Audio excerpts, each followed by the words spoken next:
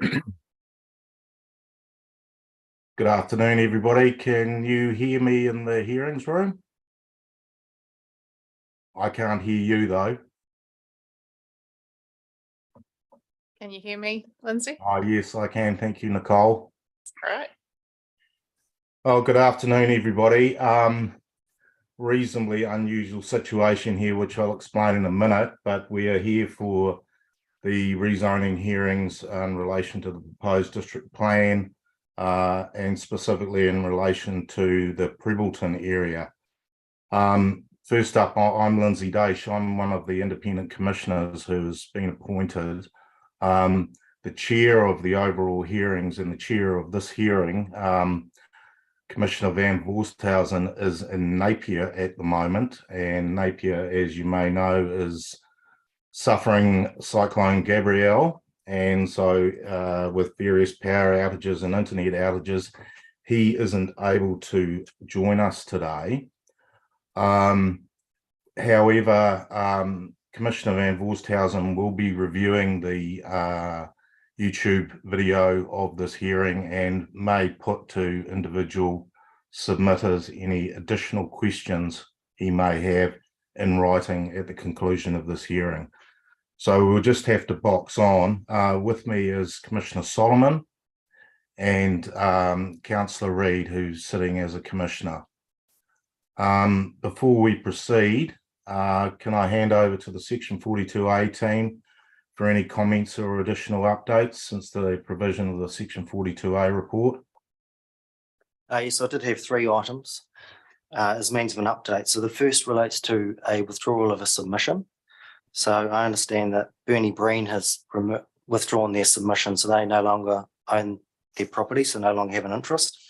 So that's submitter reference DPR 0153.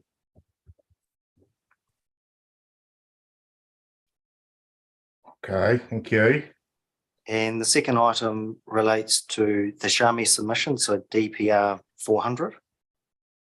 And that relates to a mapping error in the 42A report. So figure 35 on page 52 incorrectly illustrates 703 Shands Road. It should in fact be 701 Shands Road. So the actual description of the site in the 42A report is correct. It's just that that figure is incorrect. So that mapping error doesn't influence the overall recommendation. So, sorry, can you give me the reference in the 42A again, please? So it's figure 35 on. Yeah. Okay, thank you.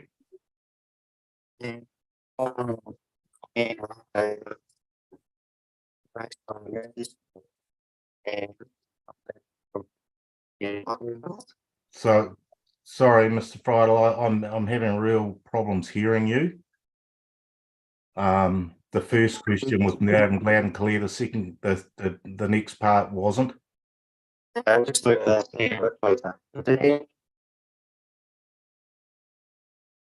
Sorry, we're having some feedback issues here, I think, for those of us online.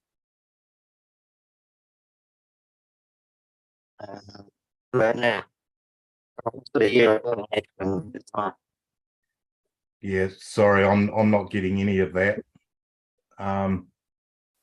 Heather, can we see? It sounds like there was like 2 people at the same time talking. Whether there's a delay or a lag, I'm not too sure. Can we try one more time? Oh, that's gotten a bit worse actually. That's slightly better than it was. Right. I know more.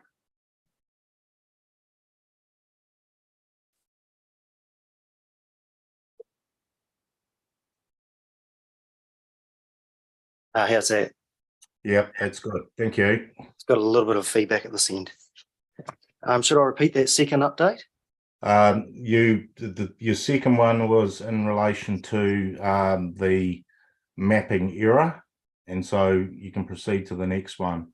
Okay, so the final one relates to the Blakes Road Residents Group. So having reviewed the rebuttal evidence, I agree that there's a pathway under the Canterbury Regional Policy Statement in terms of policy 6.3.9 because that includes existing rural residential locations. The evidence also demonstrates that the rezoning satisfies the associated prerequisites. So it's an existing urban area. It's outside an existing urban area. The greenfield priority areas or the future development areas in Map A. It avoids the listed constraints and meets the development preconditions. The rebuttal evidence also sufficiently addresses the balance of the queries identified in the 42A report. That's in respect to infrastructure servicing, amenity outcomes, and in the access arrangements. So the only outstanding matter relates to whether the rezoning would be consistent with the objective and policies of the National Policy Statement on Highly Productive Land. I understand that there's a legal opinion being commissioned to assist the panel in regards to that matter. Okay, thank you. I think it's a relatively consistent issue with a number of the rezoning hearings. So the chair did request a legal opinion, I think late last week, and that hasn't come through yet. So we'll wait that, because there is a certain issue of consistency to be applied in terms of that particular issue. So was there anything else? No, thank you. Thank you. We have a number of submitters this afternoon. First one we have is Jenny Fisher, and I see you're online at the moment. So we've read your submission and we've read your legal submissions and support. So how do you wish to, you can explain the high points to us, or we can go straight to questions. It really is over to you. Commissioner Dash, I'm not sure what you can see. This is Jamie Robinson, who is sitting in the hearings room, and I've got you sort of off in my periphery. Yes. So I've provided the legal submissions that were filed. Yes. For Ms. Fisher. I wondered, as you can see, that they're available and able to answer any questions. They haven't got evidence in front of you. But I wondered if I could maybe do a summary of the submissions, and then questions could follow that. Absolutely, that's fine. Okay, excellent, thank you. I'm going to talk to Commissioner Solomon and read, because it's easier to look across the screen, look straight across the road. That's fair enough. The last couple of years, there's a number of times some of us commissioners have had to be online, and so we do accept the nuances between online and those in the room. So Sure. we'll just box our way through. Thank you. Okay, no, thank you. I think the appropriate starting point is probably just the area that it applies to. You will have seen, if the 42A report is in front of you, at page 34, it's got a map showing the area that we're discussing. The long and short of it is that it's bordered on all sides, on three sides, sorry, by existing large lot residential zoning, with Shands Road the fourth boundary, which in our submission is a sensible urban limit. There is a limitation on rural use, which I'll come to in a minute in relation to the NPS HPL. So the submission sought large lot residential or urban growth overlay. The large lot residential zoning has been abandoned, that relief has been abandoned at this point. We're conscious of the level of evidence that's required with that and the issues presented by the Canterbury Regional Policy Statement. However, we do continue to pursue the urban growth overlay. The Section 42A report refers to the objectives within the urban growth chapter. I consider that they're all met, and I have set that out in my submissions. However, if there are any in particular that you'd like to talk to or ask questions on, I'm happy to take those. In terms of highly productive land, the limitations on the applicability of that are outlined in my submissions from paragraph 8. But in particular, I refer you to paragraph 12.2, which relates to the limitation on practical use of land use category 1, 2, or 3 land that has practical constraints. I have been told by Jenny Fisher post the filing of those submissions that the land currently is only used for grazing sheep, as with the traffic situation on Shands Road and Blakes Road as it is, access for cropping heavy machinery is just considered too difficult by the lessee. So I just ask that you note that when considering the limitations that the property currently faces for use as highly productive land, alongside the other issues that I've already identified in my submissions. The final point, which I think it's worth covering in a highlights package, is the Canterbury Regional Policy Statement. We accept that this is a bar to large lot residential zoning currently. I understand that the Greater Christchurch Spatial Plan is on the panel's radar, and that is certainly a process that we will be looking to be involved in. However, I don't consider that the urban growth overlay is limited by the Canterbury Regional Policy Statement due to the fact that the rural zoning does remain. However, again, that's outlined in submissions, and I'm happy to take questions. Other than that, I know you've read them and you've got a lot of people wanting to talk to you. So if there's any questions, I'm happy to take those now. Thank you. Raywin, you first. Yes, I do have one question. In your paragraph 12.2, you talk about constraints on how long has it been since the land's been highly productive? In the sense of highly productive for its land use as opposed to under the NPS. Yes. That is probably a question that I'm going to bat off to Jenny if that's acceptable. That's fine. Thank you. Can you hear us? Yes. All right. Probably the largest change has been when the Southern Motorway off-ramp or feeder road along Shands was constructed, or now it's just impossible to bring machinery down that road. And Blake's Road is the feeder road to the school and the town. So we really don't want to bring machinery up through Springfield and that way. So basically, since the motorway access came down Shands Road, the traffic has just about doubled. And it was on the interim before the rest of the motorway was completed out to Rolleston. It was nearly a racetrack, if you would like to put it that way. People going home to Rolleston was using that road. So that was what, 3 years ago? Yeah, it'd be 4 years ago. It was pre-COVID. It was yeah, that's right. It's pre-COVID. Is that what you were asking? Yes, thank you. Thanks very much. That's all right. I have. Thank you. Nicole? I've got no questions, thanks. Obviously, extending the urban growth overlay to line up with road boundaries is one major plank of your argument in your submission. And you said that at the beginnings of your legal submissions that this is only on behalf of Mr. and Mrs. Fisher. And obviously, if the original submission was to rezone that entire area, if you like, from a number of submitters.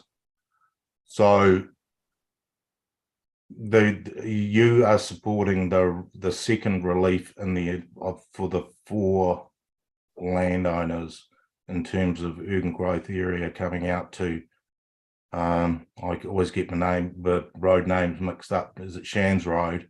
Shands Road. Yeah. Yeah, that's correct. So the submission was initially made on behalf of all landowners in that little pocket, if we can call it that, the rural area. One of the primary reasons that we're not here talking about large lot residential zoning is because of the evidence and associated cost that comes with that. So the other landowners in that area were supportive of the submission when it was lodged, but less supportive of the ongoing process, I think it would be fair to say. And so, yeah, now my instructions are primarily from Ms. Fisher. However, the submission remains across the entire area. Obviously, logically, you wouldn't zone the two that border Shands Road and leave an even smaller pocket of rural. So it still does apply to that initial submission area. Okay, thank you. Look, I don't have any further questions. Obviously, we're going through a lot of rezoning hearings and so on as a whole at the moment, and there are a few issues in play. Obviously, MPS HPL, the Inner Plains rural, and the size of the Inner Plains rural that we'll need to grapple with in a number of submissions. But thank you for your time. I have no further questions.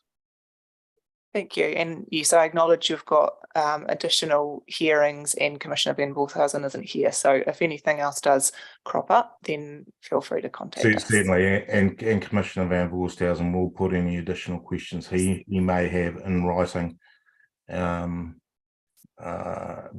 before any before any decisions made, as quickly as he can, was what he said to me by text this morning. Excellent. He might have bigger fish to fry though, mightn't he? Depending on how he's getting on. No, thank you. Appreciate your time, all of you. Thank you. Right, the next submitter we have is Frank Chen. I think he was coming in by Zoom. Oh, he's here in person. Perfect.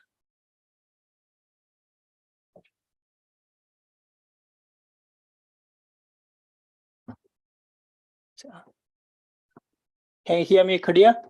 I can hear you perfectly. Thank you. Okay. So you've heard the previous submitter. We've got your submission, and feel free to talk to that submission. We don't have any additional evidence from you, but certainly feel free to highlight the key points which you wish to point to. I think I have sent the evidence. I'm not sure if you have it or not. There's quite a few pages actually. The evidence. Sorry. Yes. Can anyone check?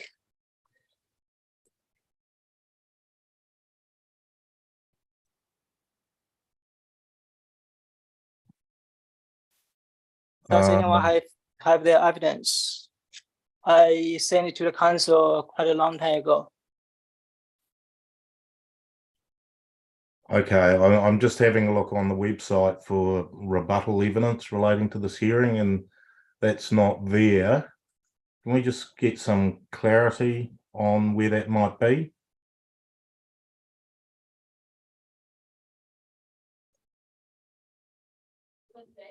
It's under the submitted evidence that was sent in last year to council. Oh, it's under that tab.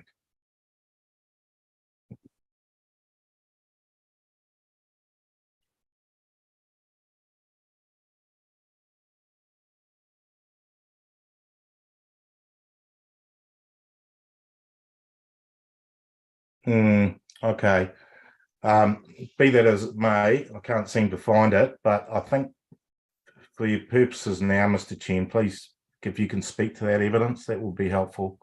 I don't know whether the other commissioners have got that evidence. No, Rowan? I don't. Sorry, Lindsay, I don't have it. There's quite a bit of a writing, so if we can point out the place so everyone can have a copy, that would be better. What was the date of that evidence you've got here? Is it the primary submission or is it rebuttal evidence? That's No, this evidence is made after the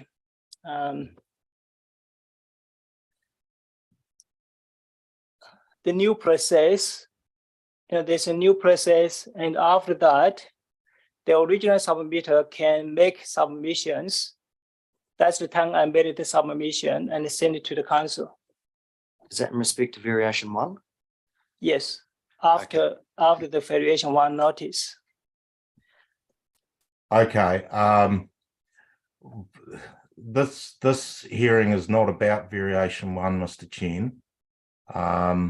But I think so. What I've had to go on in terms of your what you presented to the council is the submission which was made back in 2021.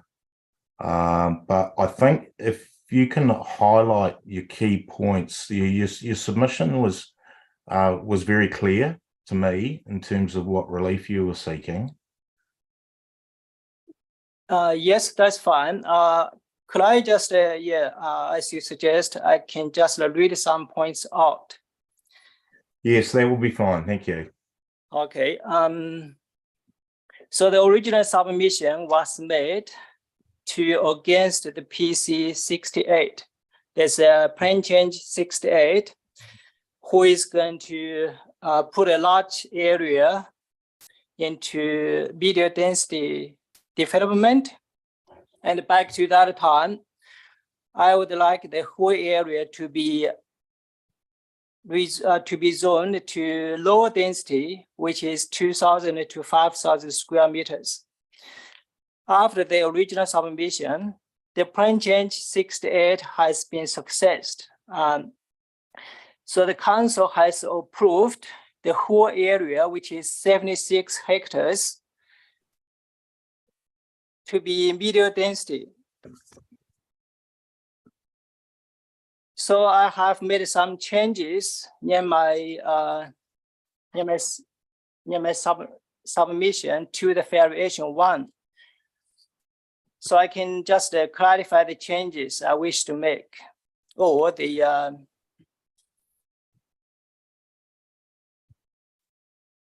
okay, so there's two changes. One is the redefined area. In the original submission, I said for the whole block between Shanks Road, Hampton Road, Trains Road should be zoned as the same. Now the submission is really focused on 3 properties at Shanks Road and the Trains Road, because the PC 68 has been approved and it has left 2 gaps. One gap is the 3 properties at the corner, include myself, owns 330 Trains Road. The neighboring property is 681 Shanks Road, and the other one is 687 Shanks Road. This is the one gap has been left out by the PC 68 plan change. The other gap is very close to the existing development area. It's very difficult because I have drawings, I have plans in my evidence, but you guys cannot see. So the main request I want to make today is the proposed area, including these 3 properties, to be considered rezoned to be medium density residential area. I have a few main points to support this request.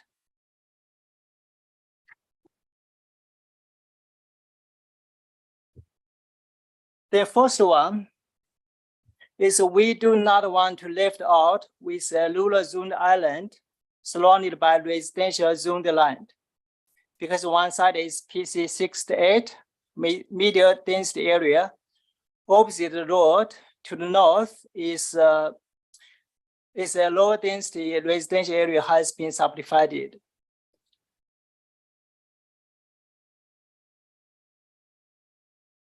The request is, okay, if we been left out, it it is not efficient and is not the most appropriate way to achieve the purpose of IMA. The second point is rezoning those properties to residential is a logical and effective extension to the existing residential areas in the western sector of Prebbleton. The third one is any adverse effects on the environment of the proposed rezoning are insignificant and can be appropriately mitigated. The number 4 point is there is infrastructure capacity to support the rezoning in this area. So as you can see, all property actually is adjoining the PC68 area, which is 76 hectares, will be developed into medium density. And we are a lifestyle blocks. The things we have been enjoying in the last 8 years is gone because of this plan change. And it is not fair to us to be left out.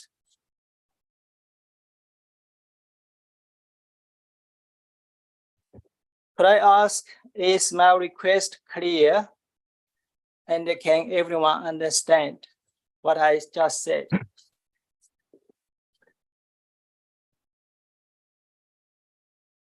So you want us, you want us to ask questions now, or you want us to respond to what you've just said? I think my request, because you do not have the writing material, so I just want you to confirm if my request is clear. Oh, okay. Yes, I'm very sure your request is clear. Because you've got plan change 68 and you've made the point that your land is in between plan change 68 and other areas which are not zoned rural, and you prefer to be I take it you prefer to be treated the same way as your neighbours is what I think your request is.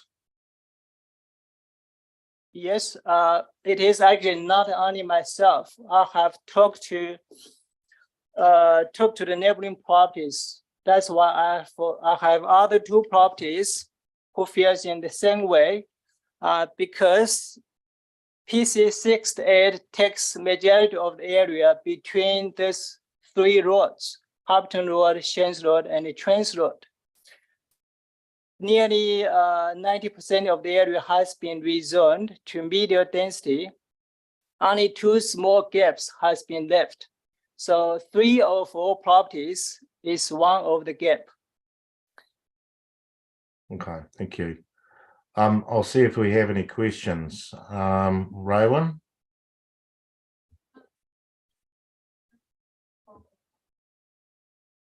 Yes, thank you. Just to clarify, one of your, it's really in the section 42A report.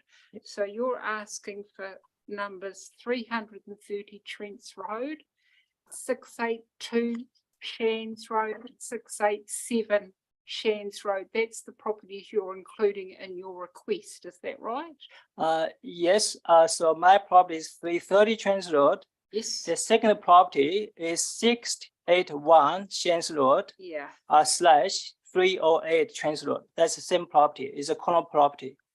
Okay. And then the other one is 687 Shands Road. Yes. So in the section 42A, you've got 682 Shands Road. That's now 681 / 308. 308. Is yes. that right? Yes. Okay. Thank you. That's no more questions Yeah. for me. Could I ask a request, because I have done quite a few pages. Writing is nearly 10 pages. It includes assessment against Greenfield framework. Could I resend this material to the council, and before the commissioner make decision, if you can have a look? Oh, absolutely. And I was going to request that anyway. Thank you, Mr. Chen.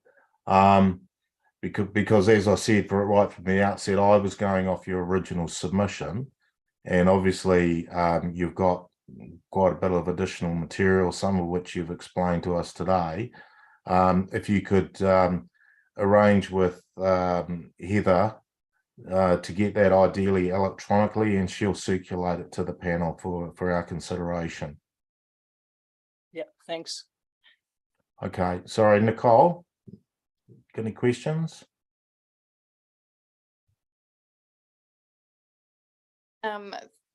Thanks for coming to speak to us. I'm quite interested to read what you've got there and have more of a understanding of the particular sites that you've got. So the neighbours so you've been talking to your neighbours and they wanting to be involved as well. Have they actually made any submissions or towards the council regarding this plan change?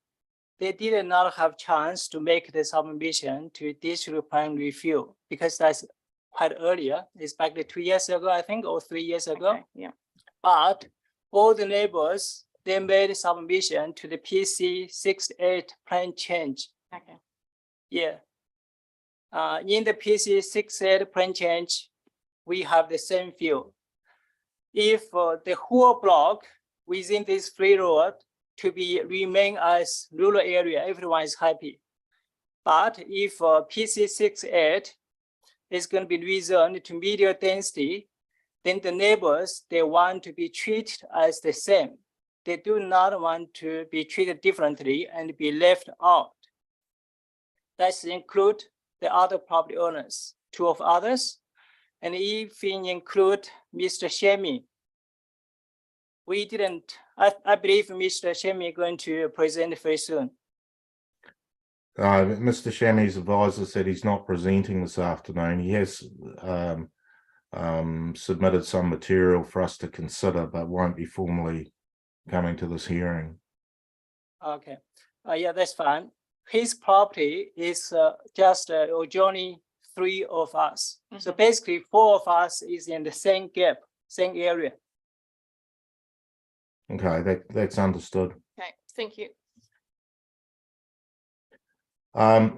Thank you, Mr. Chen. I have no further questions now, except to perhaps ask, you put in a submission on variation 1, and we will have to have separate hearings, I think in May this year, in relation to variation 1,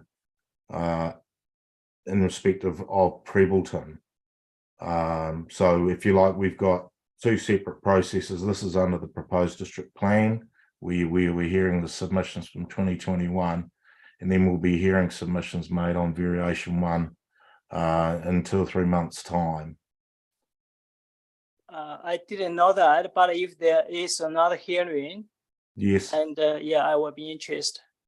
Yes, I'm sure, and the council will advise you of the processes and procedures for that. But we're in the process of completing the rezoning request right across Selwyn district, and then we have the variation 1 hearings, which are coming up later in this year. I think in May. So you'll be advised of that in due course. But I imagine that some of the things you're saying today will be equally applicable in that hearing as well. Yes. Thank you, Mr. Chen. I have no further questions. Thank you, everyone. Thank you.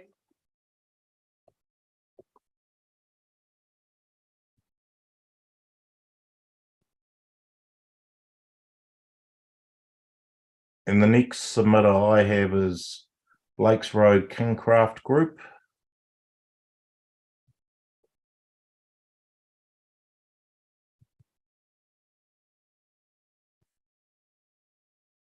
Good afternoon, Commissioner. Good afternoon.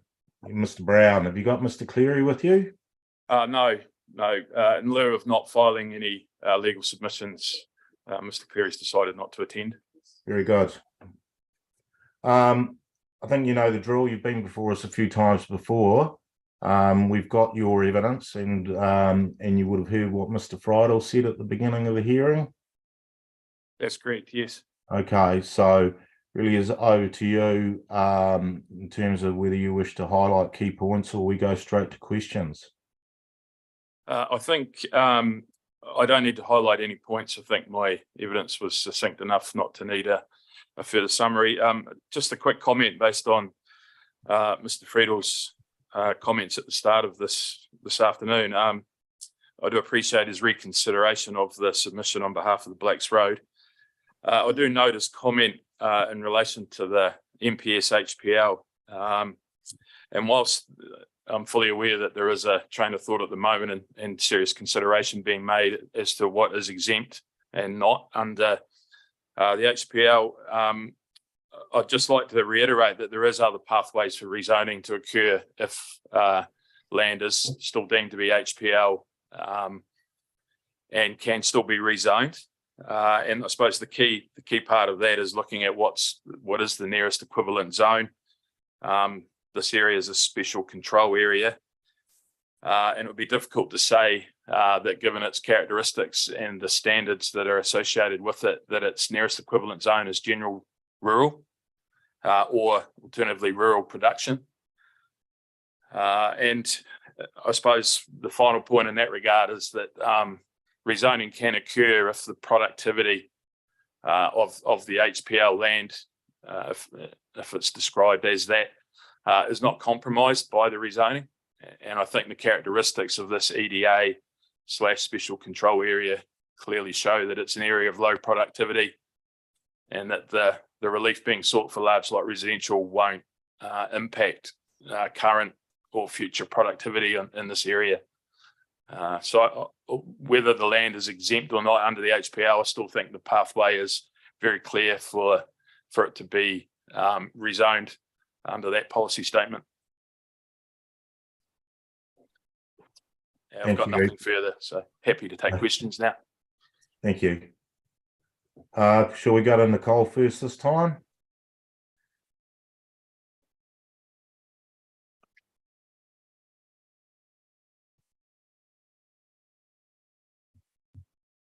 And in your paragraph 4.35 on your further evidence, I'm not sure which page it is, page 10. Rebuttal evidence. That's it. You talk about in terms of the water supply, existing properties already connected, the addition of 10 connections can comfortably accommodated within the network. How do you know that? So firstly, this area is actually so it's not, it doesn't currently get serviced by bores or wells. So there is a reticulated network there. Located directly on Blacks Road. That's the 3 hectare property. We've previously obtained a subdivision consent for that to subdivide that into 3 parcels. And as part of that, those investigations, the capacity was determined by our engineers. And that's sort of been confirmed through this process as well. We've double checked on both the wastewater and potable water capacity. Okay, thank you. No further questions. Raven? No, I have no questions either. The evidence was quite clear. Thank you.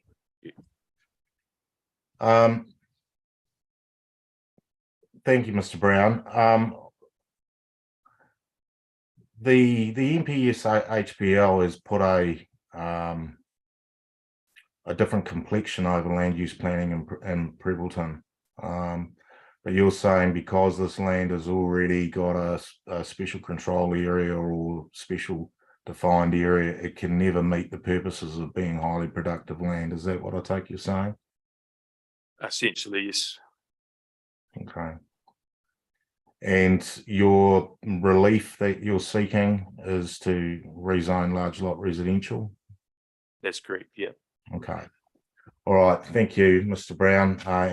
and thank you, Mr. Friedel, for providing some clarity in terms of your recommendation as well. But yes, I have no further questions.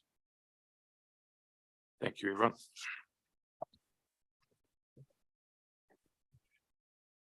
Well, we're going reasonably rapidly. Do we have Mr. Lightbody here?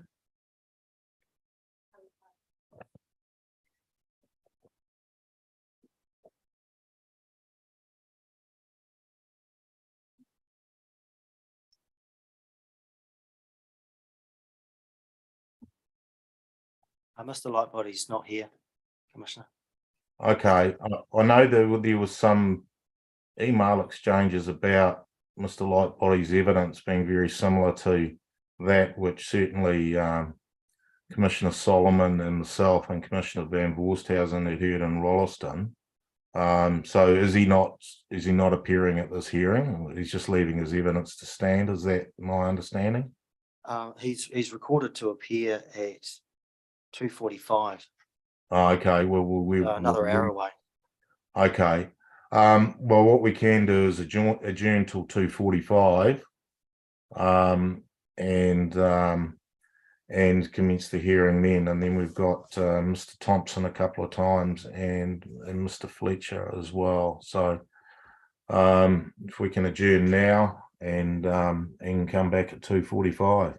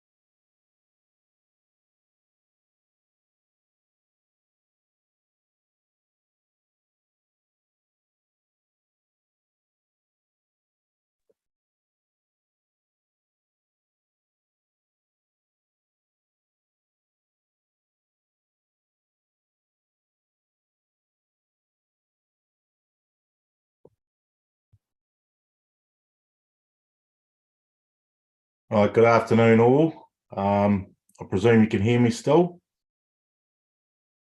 Good, Yes, we can. great, thank you. Couple of preliminary matters, if I may, before we start now.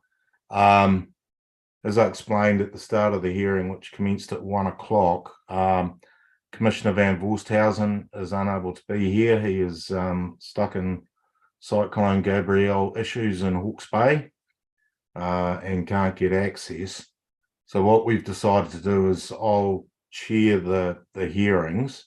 Commissioner Van Voorsthuysen will see what happens at the hearing via the YouTube video, which is being recorded, and we'll put any supplementary questions he may have to witnesses as soon as he reasonably can. So just thought I'd make that statement. And Mr. Friedel, you had some amendments which were to your section 42A report. I don't think they're entirely related to any of the submitters we still have today, but you just want to explain what they were? Yes, certainly. So related to three matters. The first was the withdrawal of the Breen submission. The second was a mapping error in respect to the Shami site. And the third was in respect to a right of reply or a brief update in respect to the Blakes Road Residents Group rebuttal evidence. Okay, thank you. Did we manage to get in touch with Mr. Lightbody? Yes, he's in attendance. Oh, is he? Okay. I see we've got Mr. Thompson on first. Perhaps we'll deal with that first of all. But Mr. Lightbody, I know that we heard you in the Rolleston rezoning hearings a couple of weeks ago. I see your evidence is quite similar, so I don't anticipate any questions from. Well, I certainly don't have any questions myself in relation to that evidence because it is complementary to the evidence you've already provided. Okay. So perhaps we'll deal with Mr. Thompson first and then come back to Mr. Lightbody, if that's okay. Well, thank you, Mr. Chair. I don't have anything to add to my rebuttal evidence. The key point is really in the conclusion there, and that is around the process perhaps that's been run in relation to the evidence on the proposed district plan and then subsequently on the variation. I understand why the council is doing this because I guess the officers are under a lot of pressure here. But in terms of submitters, it does make it a lot more inefficient for them to have to wait until the variation in order to have their submission heard. So in this case, the Ballantrae Residents Group have submitted comprehensive evidence on the proposed plan. And my contention is that that evidence is sufficient to resolve all the necessary strategic issues. For example, I mean, my evidence is that the area is really in its intensification as acknowledged in the 42A report, but it's in accordance with the higher order documents as well as the proposed district plan. And so really, I mean, what is left for the variation to decide other than perhaps, you know, whether there should be a cap on densities or something like that. So it would be very helpful, I think, to the submitters, to the group, if at least an interim decision was made or some indication was given that the submission had merit, and that would then crystallize what had to be discussed when it comes to the variation hearing. So that's really my the point I'm really making here.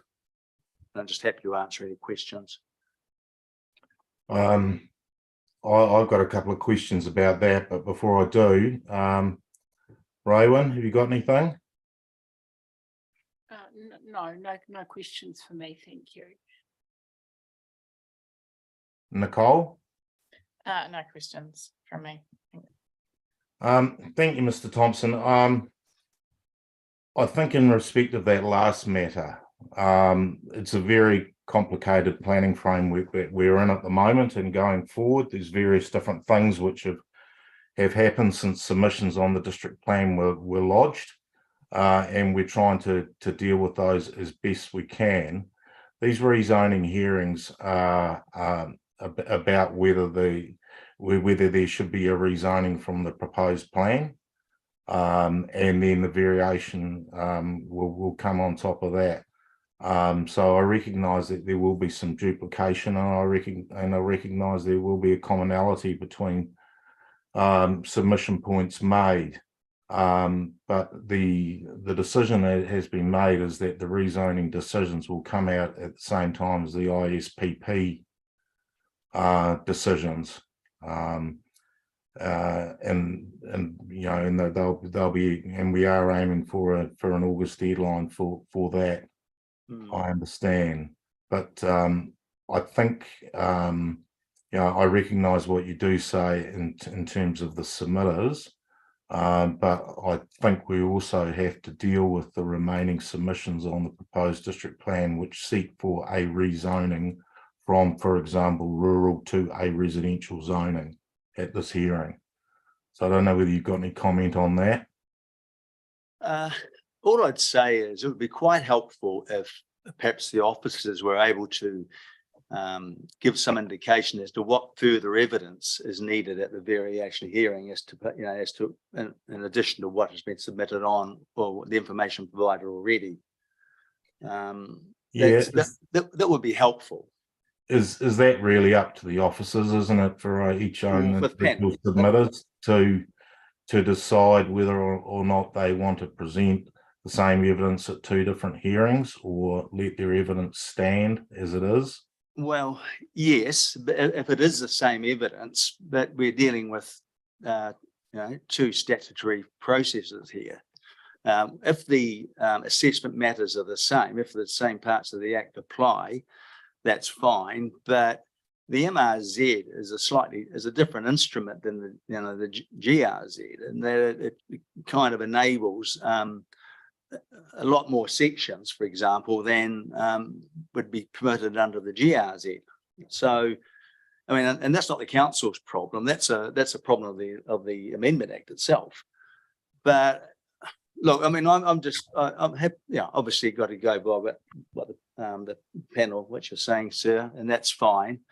But I was just hoping that there would be some way in which we would get some guidance as to when we came back to the variation in advance of preparing evidence, whether there was anything else and whether the merits stood up on their own,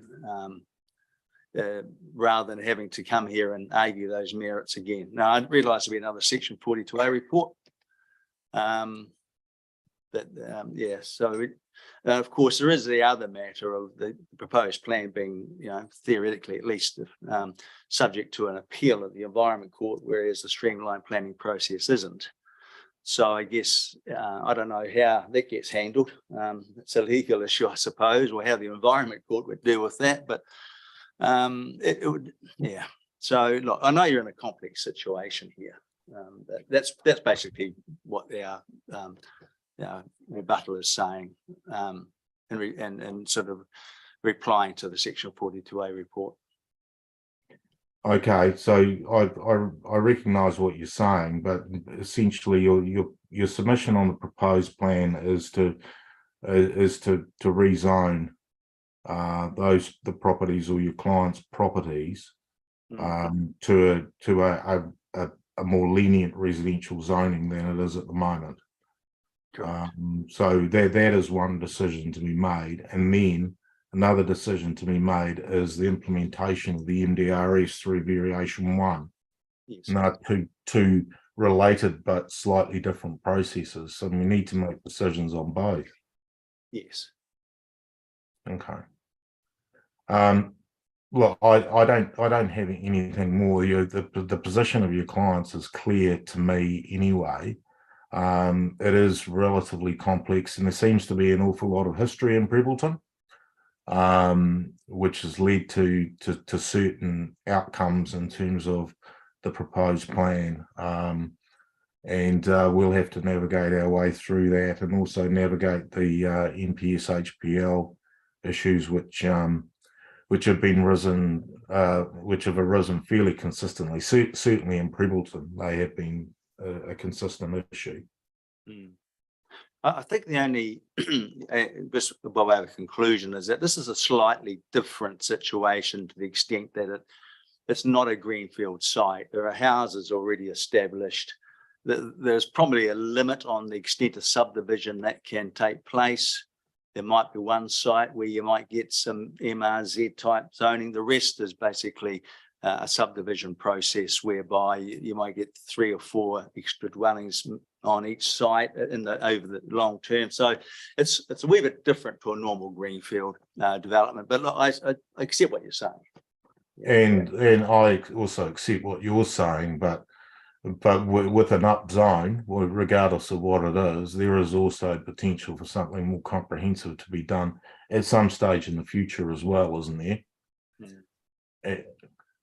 And I guess you've also got to put a reality lens over there. If there's a large house in the middle of an existing lot, what the potential is if that large house is to remain in its current position. So they're not things that we can think about in too much detail. No, I think that's more of a subdivisional thing, actually. So further down the track, as long as the zoning is there, then a subdivision consent needs to satisfy the various requirements. And some sections will do it better than others. Yeah, okay, I accept that, but also there's land use considerations as well in terms of density, which don't necessarily always apply to subdivision. Yeah, the issue around that would be, the only thing I can think of with that would be the local below ground infrastructure, and whether there's any limit on that. The actual strategic infrastructure seems fine, but you might get to a point in that particular locality where, I don't know, it's certainly for the 50 or 70 houses that we have thought might go in there, there is certainly scope, the infrastructure is there for that. As far as I know, I haven't had a comment from Mr. England or anyone on that, but yeah, that's probably the only thing which would sort of, perhaps come up further on. But look, yeah, like I said, I hear what you're saying. Okay, thank you. Look, I don't have any additional questions. It's your client's position seems very clear to me. Did you are you going to move on to Mr. Springer's evidence now, or the same comments apply? Yes, no, there's slightly different issues here, and I think I don't know whether you want to have a talk beforehand. Are you happy to carry on? Okay. So with this particular submission now, there wasn't evidence given on the proposed plan, but there is quite a comprehensive submission being lodged on the variation. And this is this is probably the reverse of the last one, actually. But so Ms. Springer has made a comprehensive submission seeking a rezoning of her 1.2 hectare blocks in the northern part of Prebbleton. Now, the issue here, though, is that that submission seems to be rejected on the basis that this is Class 1 land. And what it does, and as I go, you'll see in my rebuttal, it raises some fundamental issues about how the NPS HPL is being applied. It's a 1 hectare block, for all intents and purposes, in my experience, and particularly when it's surrounded largely by urban development, is not likely to be HPL. So the question here is how much evidence is needed to demonstrate that. Do we need to, does Ms. Springer need to get a soil expert to come along and say, well, this is Class 1 land, that it's not highly productive? And I mean, this is not the only case. I just, if I may divert a little bit here. I actually I read the Eastern, I think Eastern Rolleston Commercial Industrial Eastern area. What's the name of that? Selwyn, Eastern Selwyn, Industrial Commercial Section 42A report. And there was a site there. It's actually the West Melton Hotel site where, again, it's been refused on because it's highly productive land. It's class 3 in that case. But that is surrounded by a domain, and it's surrounded by a community centre, and it's got partly car park on it. Now, you know, I think that'll be argued, that'll be put forward at a separate hearing, of course, but it illustrates the issue we've got with dealing with little bits of land which are class 1, 2, or 3, and have been rejected on that basis. And I've made a submission on the 42A report that was prepared in response to the National Policy Statement on Highly Productive Land. And I've covered off quite a few of the issues there. But the issue here is, well, again, when it gets to do we need to go away and get a soils report, an agricultural productivity report for a 1 hectare piece of land surrounded by urban development, and that's the issue I've raised, and you know, the fact that 3.6 of course doesn't really allow for the situation it seems to be. So I'm not really blaming the officers here. This is not I'm not saying, well, the reporting officers are necessarily wrong. It's more of a problem with the way that 3.6 has been written in the HPL. But I think that the council needs to have some way of dealing with it. Otherwise, it's just going to put submitters through a whole lot of needless expense. So that's really the point I'm making here in my rebuttal on behalf of, because it will help us at the variation to deal with that particular, if that's the only reason this has been rejected or proposed to be rejected, then what is it that what is the evidential base that we're going to produce? We have to produce at the later hearing. Look, I don't know if you have an answer to that. It's more one of for the panel to consider, I think, because I don't think this is going to be the only situation.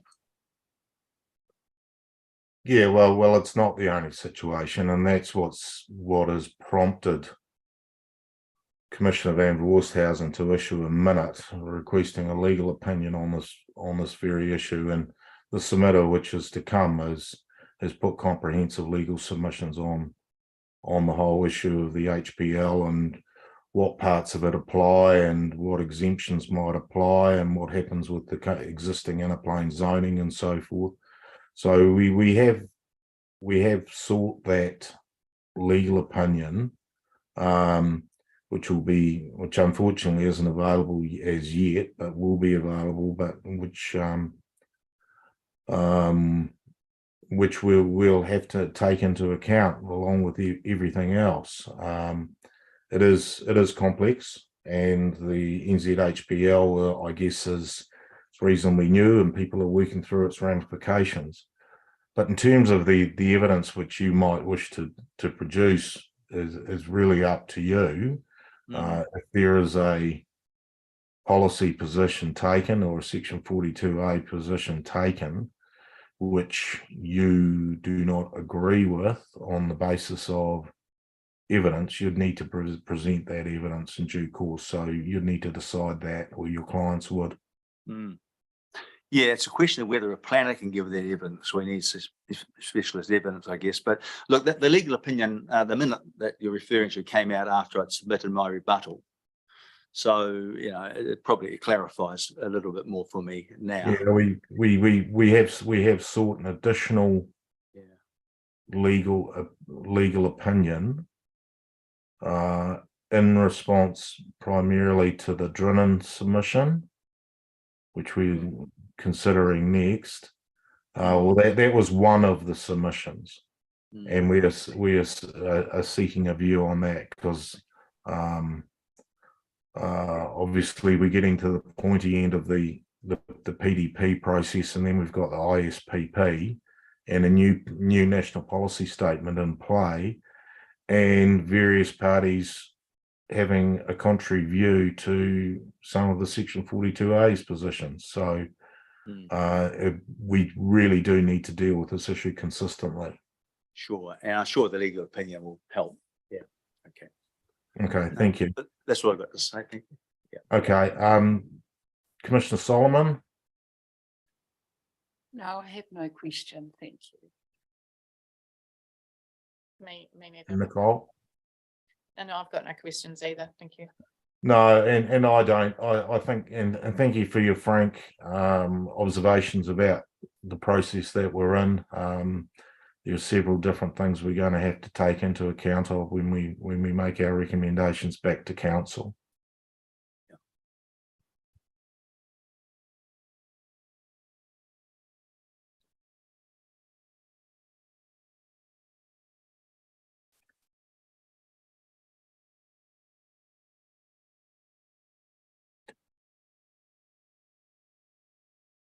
I'm just wondering the most efficient thing we would have a brief discussion with Mr. Lightbody.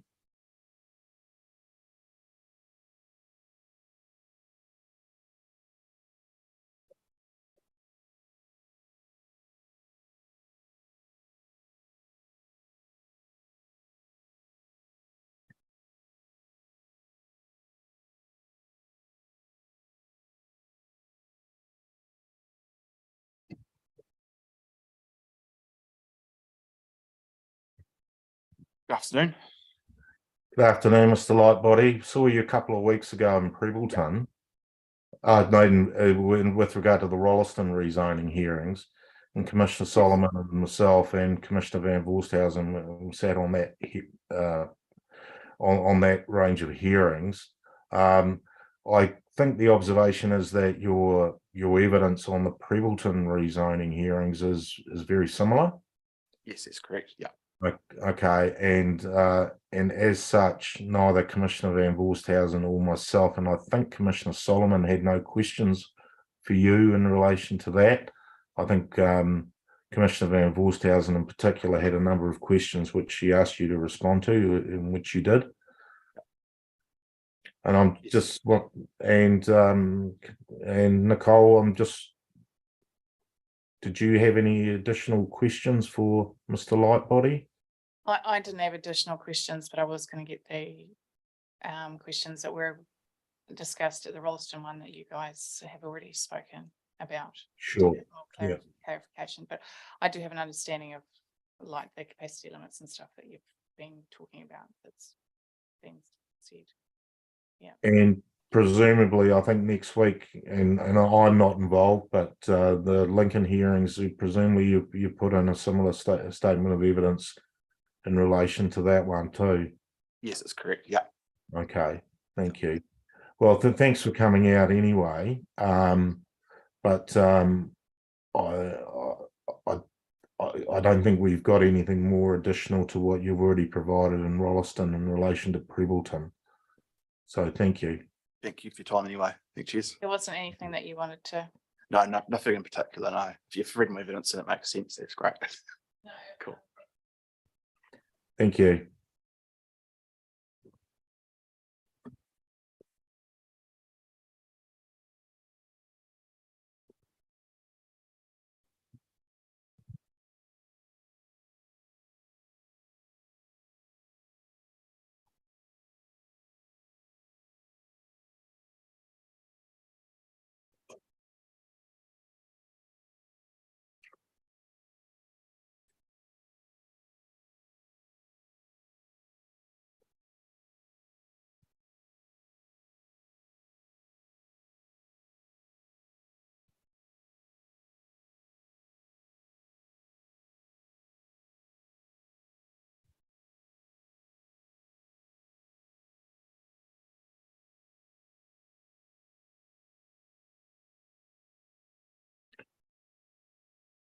Right, good afternoon and welcome. The submission of G&J Drinnen. Correct. And my name's Andrew Scoulter. I'm counsel for the Drinnens, and I'm accompanied here by Stuart Fletcher. who's the planner, who also put in some rebuttal evidence and on follow up to his earlier evidence in these on this particular submission. And I'm also accompanied by Mr. Drinnan as well, if you've got any questions for him. Thank you. Mr. Fletcher also has a bit of a very brief summary statement just with some additional information that he can present. I don't know if you want to hear from him first or from me. I'm happy to proceed just to sort of talk to the submission. It really is up to you about how much detail. We've read your legal submissions and we've read Mr. Fletcher's evidence which he's presented. It seems, yeah, so whether or not you wanted to highlight any major issues in your legal submission, or we can go straight to questions, or whether you want Mr. Fletcher to read his summary, and then between the two of you can respond. I don't particularly mind myself. Okay. Hey, look, I'll just make a couple of comments. I've sort of got a few notes here, but there were just a few points that I thought might usefully add to what was in the legal submissions. And I thought also just sort of a little bit of scene setting, because obviously you may be aware that this particular piece of land is going through, I guess, a microcosm of all the complexities that the whole PDP process is throwing up. It's been associated with the private plan change, and obviously that's not part of this particular process, but we say that in respect of the particularly the MPSUD issues and the MPS-HPL, it is potentially relevant. It's also included a broader submission on the MRZ and variation 1, which was a belt and braces type attempt to retain some options given the level of investment the owners have made to keep abreast of the development and changes around them. It is potentially subject to the MPS-HPL, but as it's part of the Aurora and Plains, the question that we've posed is regarding its application. And also in terms of, for the panel's information, and as noted in Mr. Fletcher's evidence, it is also subject to an appeal on PC 72. The only outstanding issue under that appeal is the application or not of the MPS-HPL, and there is actually a hearing on that preliminary issue scheduled for June. Now, this is where the timing issues involved in all the proposed plan and the hearings have just sort of come to an absolute schmozzle, really. And in addition, that hearing may not even be necessary if the council were to accept the Drinnan's arguments, which is going to be based on evidence that's still to be filed with the court on the application of the MPS-HPL. And if it does, and that's whether or not it applies or whether or not 3.6 is facilitated by the change. But to date, that's not been the council's position. So I guess we're still sort of in boots and all and everything. Just to sort of cover a couple of issues, and I know Mr. Thompson was also talking about the issue of scope, and we're also aware of what the discussions were at the Rolleston hearing on that. And I guess we're in the position where we understand that the panel has effectively confirmed that it has the scope to make these calls on the rezoning applications, particularly those that aren't affected by the MRZ. And whilst this particular piece of land is included in an MRZ submission, this is the only submission on just this piece of land on under the plan process anyway. And of course, the land's not currently, although we have argued that it should have been and will hopefully be part of the plan change.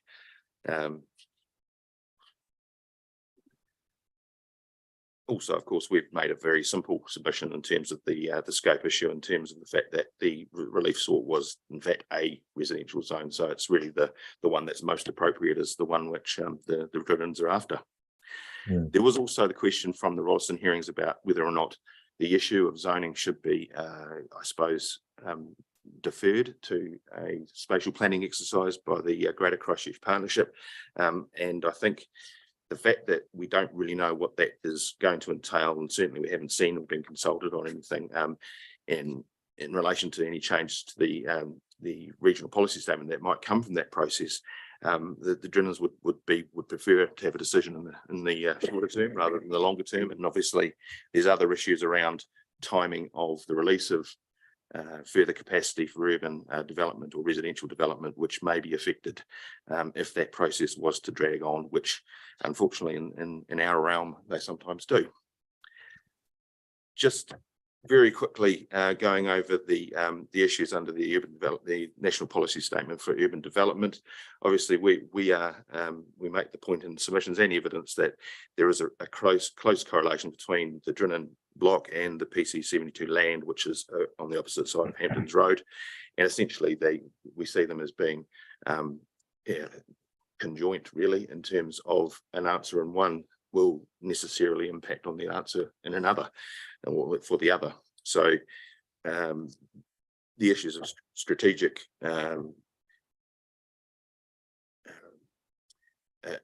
connection between the PC 72 land and the council reserve next door, issues of compact urban zone, urban form, the integration, the responsiveness, and of course the whether or not it'll be a well-functioning urban environment, we think are all answered in the affirmative, particularly if that is the answer that's given in terms of the PC 72 land. Moving then to what is probably the elephant in the room, the MPS HPL. As you've noted, the submissions go into that in some depth, so I don't really want to dwell on it unless obviously you'll have some questions. But I mean, in the interim, there have been a few additional sources that have been sort of seen that also sort of confirm some of the essence of that argument. And one of those is a report that is attached to the supplementary that Mr. Fletcher has got, which is essentially a report that was prepared for the District Council and the district plan process in 2017, which speaks to that same issue and essentially concludes that the 4 hectare lands are not sustainably or economically productive, and therefore ought not to be extended into the rest of the rural zone for that very reason, and also describes them as essentially lifestyle. The other point that I thought was actually relevant, and this is also to go with the fact that you are waiting for some advice from the council, is that the reason we were able to allude in our submissions to some of the positions that we understood the council to have is because the issue was raised with them as part of the appeal process at the end of 2022. We had prepared a draft memo that we had provided the council, and the council had replied via an email. So they have been forewarned of the issue, and hopefully that will assist them in terms of responding to it as well. And one of the issues, or further reasons that they raised, was the fact that they made the claim that the national planning standards were not considered an interpretive aid in these circumstances.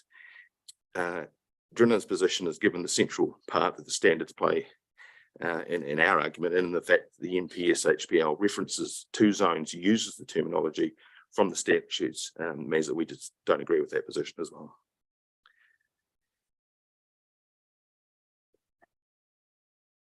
I won't go on, although I've got a few more notes, but oh, sorry, there was one other point, I think, and it is to do with standards as well, and that's to do with the fact that obviously the standards are there to promote consistency, and obviously within the Greater Christchurch Partnership, consistency I think is probably going to be an issue, and of course there is a similar scenario that's playing out in the Waimakariri district, and of course they've taken a slightly different view in terms of the fact that their previous regime had subdivision down to 4 hectares as across the entire rural area.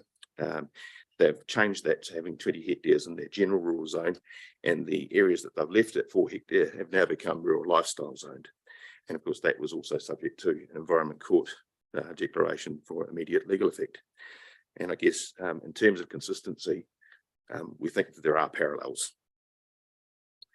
And I guess finally, in terms of the actual opinion that you've sought and the advice that you're going to receive, obviously we haven't seen that yet, and we would certainly be interested in, if the opportunity arises, and if any further comment can be made, for the opportunity to do so further down the track.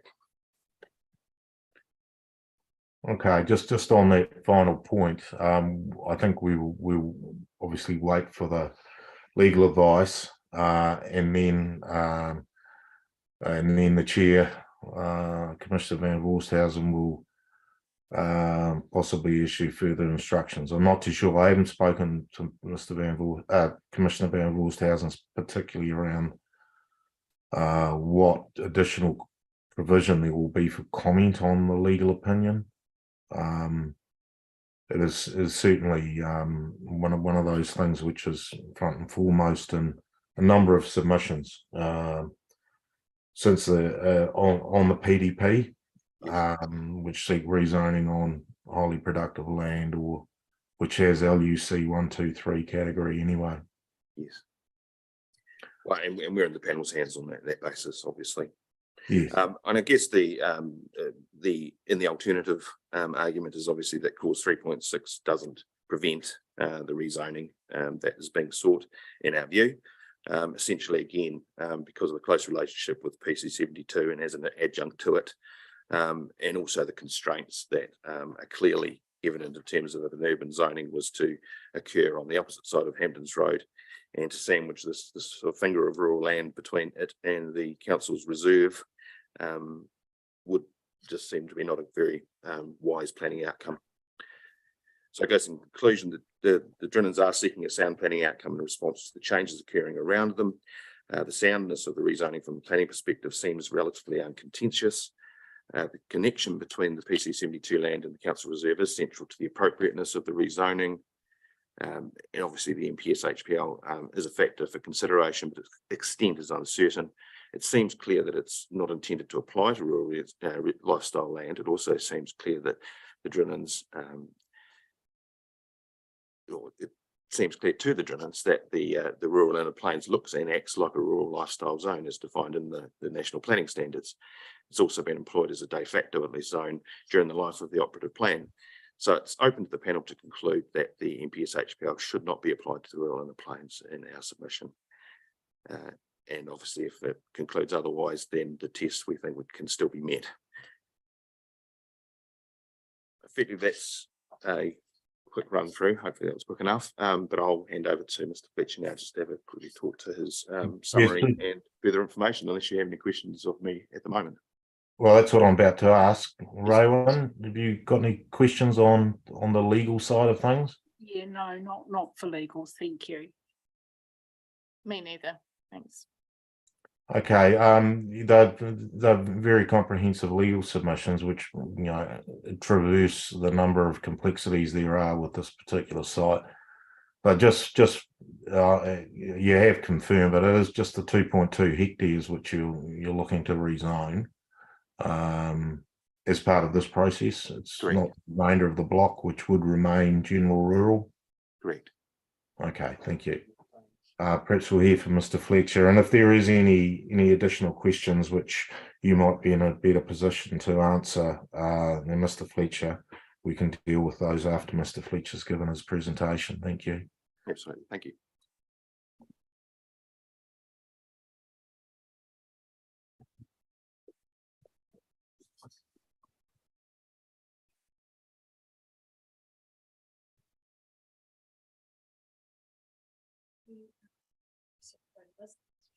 No, we haven't. So we'll. Yeah, obviously we've got our chair online. Yes, we'll have to email it through to them. So just while it's being handed out, this is new material?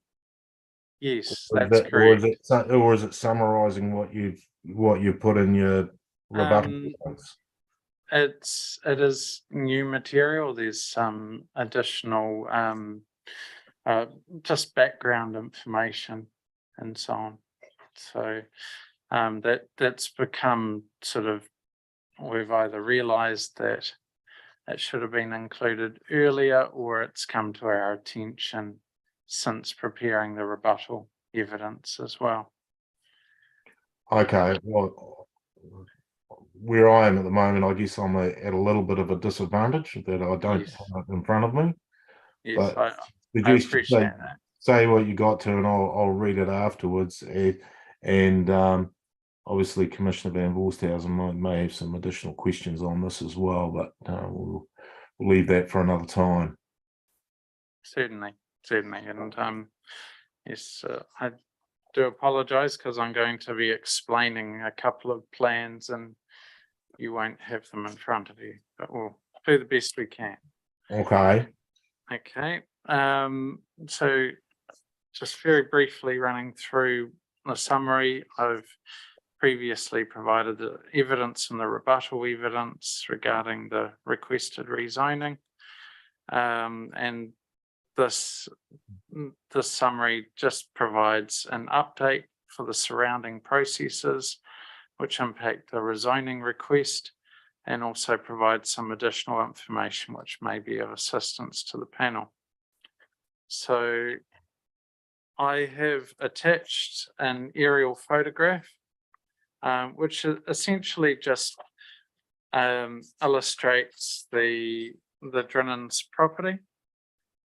And so the property is approximately 10 hectares in size, but as per your question earlier, the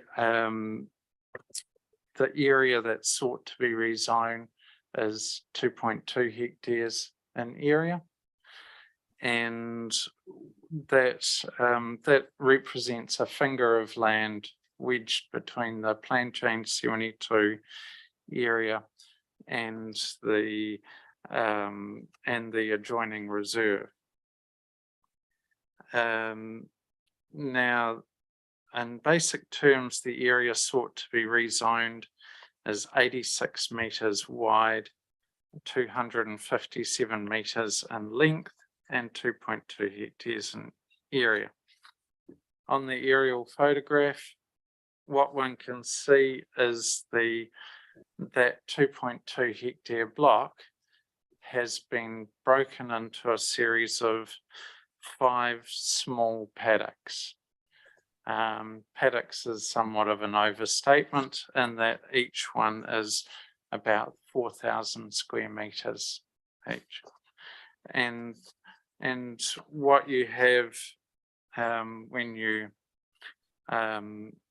view the site is that you have hedges which would be approximately 3 meters high, positioned between each of those paddocks, and then surrounding that between the reserve land is a slightly higher hedge that would be about maybe 4 meters high.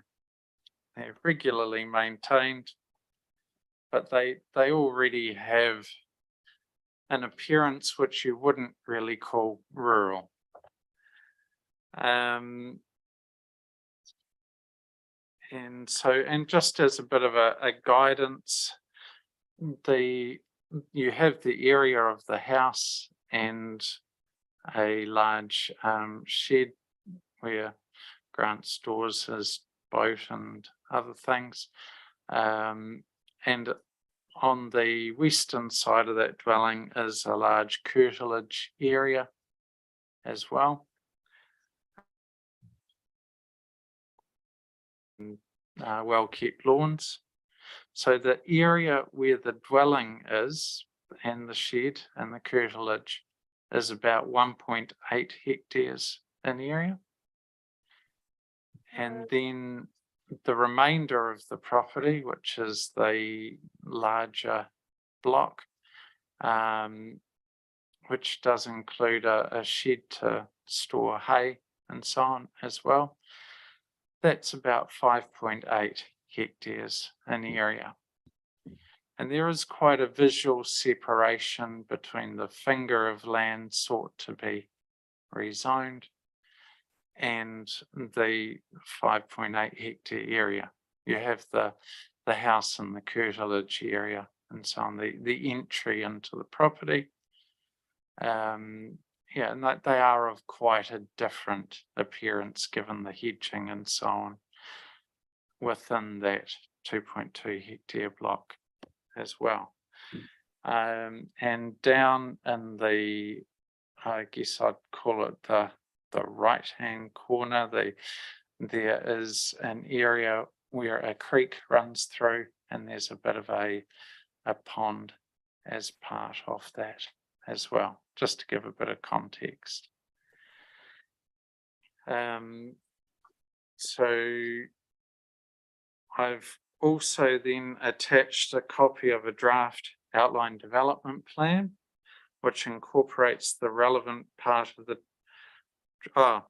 sorry, I should actually refer with that aerial photograph, I have then also attached a copy of the development plan for the adjoining reserve area.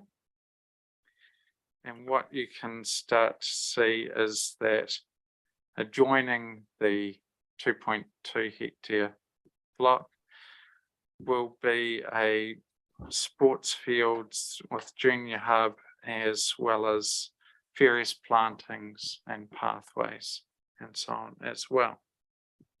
And then I've also attached an aerial photograph of the wider area following that, just so you can see that the park, the reserve is already being formed. You can see the large playing field that's been developed. And that provides a bit of context to the surrounding area. And you can also get the context of the plan change 72 area on the opposite side of Hamptons Road as well. Then going beyond that, there was an outline plan outline development plan, which incorporates the relevant part of the Drinnan's property. The outline development plan has been prepared as the part of the Environment Court appeal process and has been viewed by relevant parties, including council. The outline development plan is based on the plan prepared for the plan change 72 and identifies connections between the plan change 72 site and the reserve. A stormwater collection area has also been identified. If the panel is so inclined to accept the request to rezone the relevant portion of the Drinnan's property, it is anticipated that the attached plan will also form part of the district plan provisions. And also to complement that, I've also provided some of the suggested wording as well that would need to be included in the amendment. So what one can see, and again, I appreciate you don't have the plan in front of you. On the opposite side of Hamptons Road from the plan change area is a rectangular block in yellow. What we propose is that there will be provision for a walkway connection. So there's already proposed to be the, I think they refer to it as a shared pathway. Indicative shared cycle pedestrian route. So within the plan change 72 area, that is already there. It's an area in green with a broken red line. And we're simply providing that connection between the reserve and the plan change 72 area. And if you were to refer back to the plan for the reserve, what you'll see is that also very neatly connects in to proposed walkways, which will be running through there. And there's also a blue S, which marks where a stormwater catchment basin could go as well.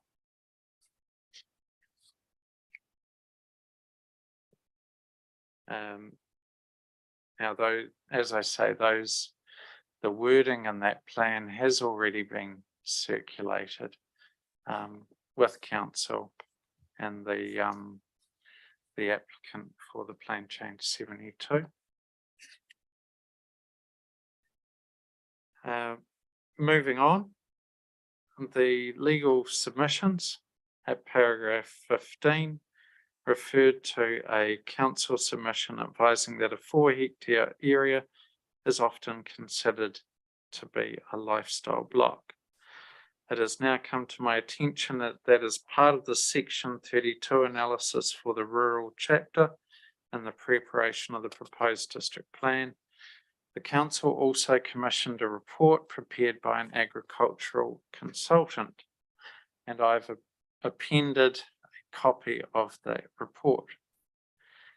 At section 2.2 of the report, being on page 4, there is specific discussion regarding the Inner Plains area.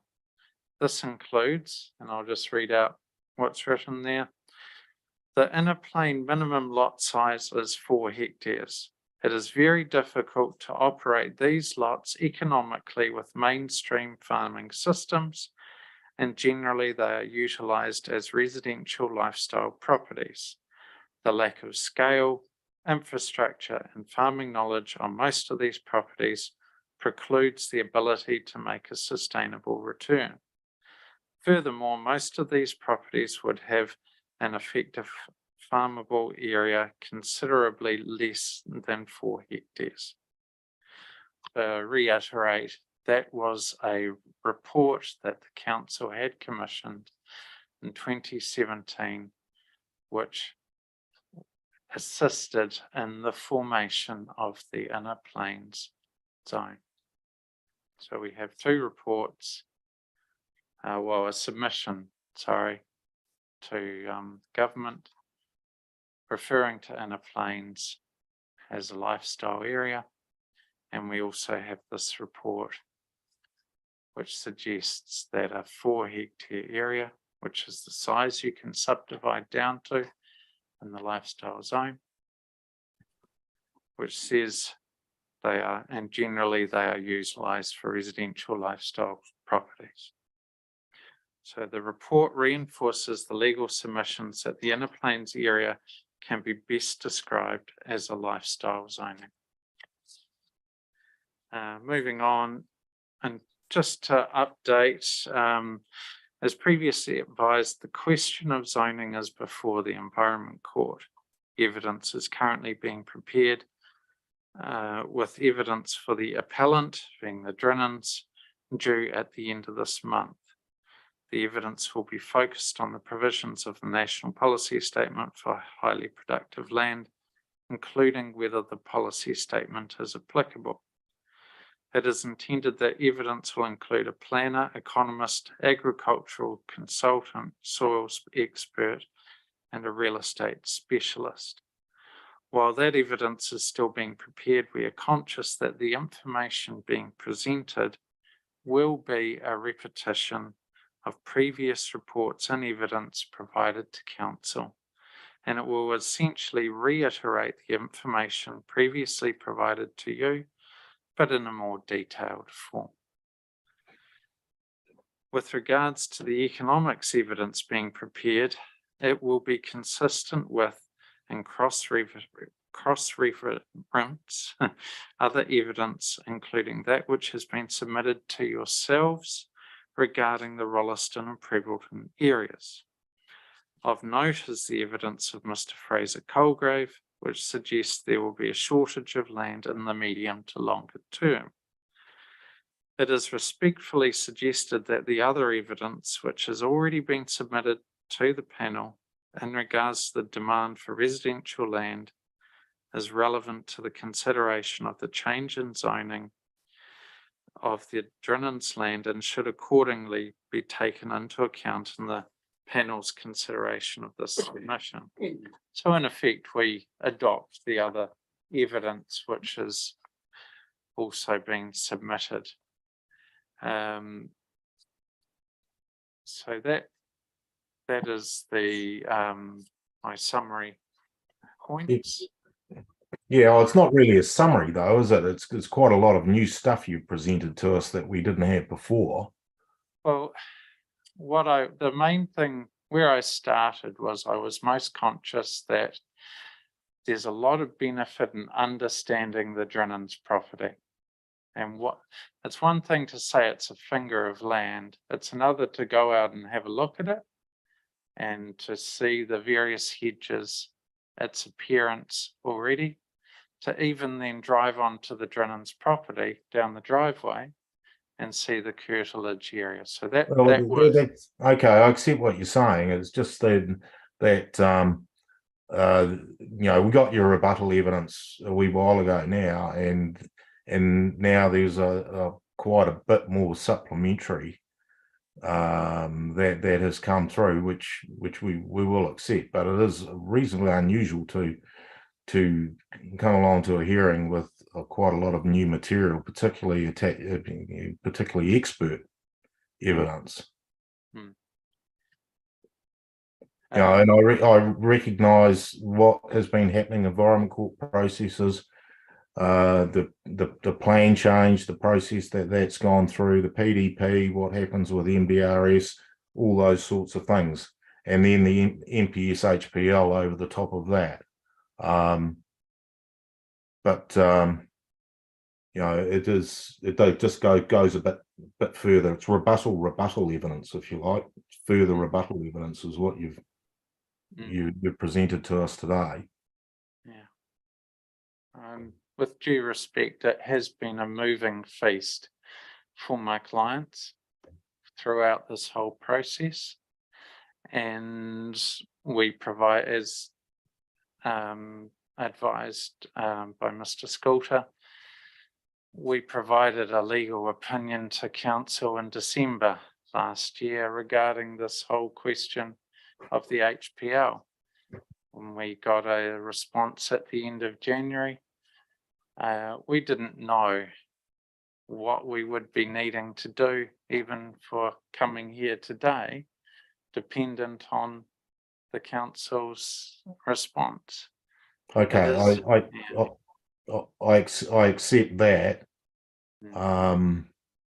That things are very fluid, but this particular, many of the issues which you're raising are not only particular to your client's property, and that's why, particularly in relation to MPS HPL, and that's why the chair has sought further legal advice, because it does have implications beyond one property.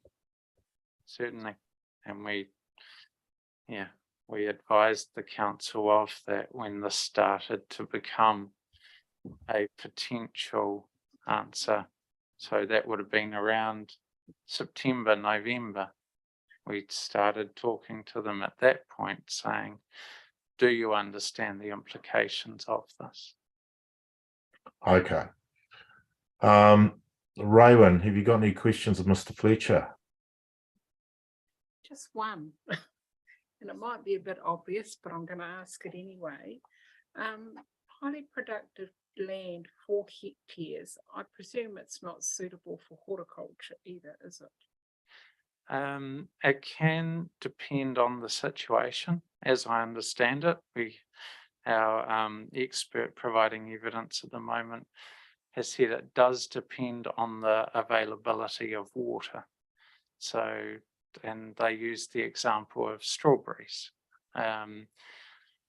There's 2 factors to take into account here, is that the Drinnans have 5.6 litres per second available of water per day for their property, which I understand. I'm not an expert on it, but I understand that would not be enough to facilitate horticultural use of the property, because that 5.6 litres is also for the Drinnan's household as well, and so on. But the other factor is the question of reverse sensitivity as well.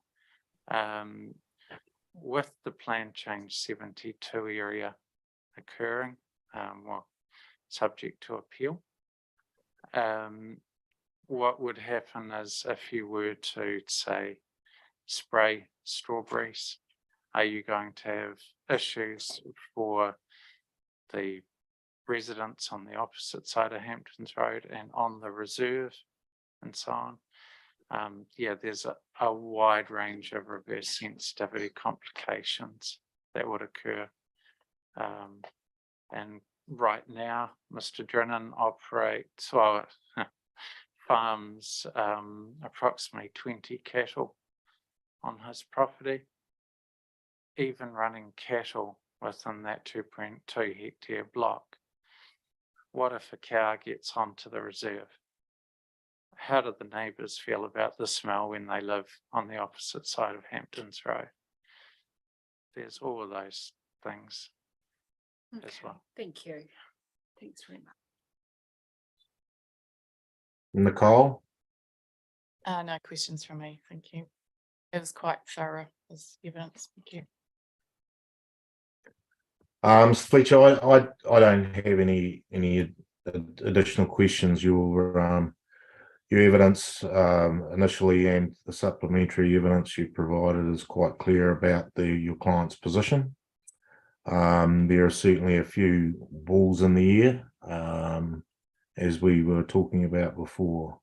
But it is important that there is consistency of approach when there is like for like matters, and we'll be thinking about that in due course. But if you could send your supplementary material through electronically, that will be useful, and we'll advise whether Commissioner Van Voorsthausen has any additional questions, either of a legal nature or of a planning nature, to you in due course.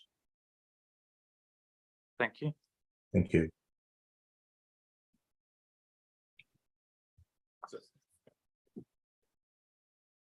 And that concludes today's hearing. We recommence at 9 o'clock on Thursday.